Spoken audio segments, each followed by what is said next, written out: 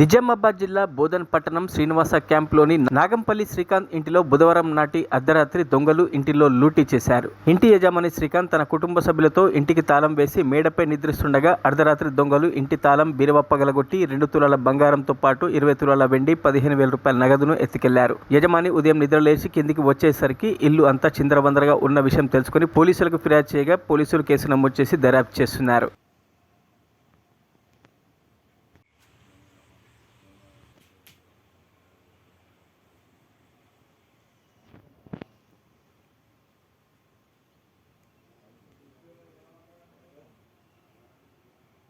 ఇక్కడ డెక్స్ కూడా డెక్స్లో పర్సులు కూర్చోని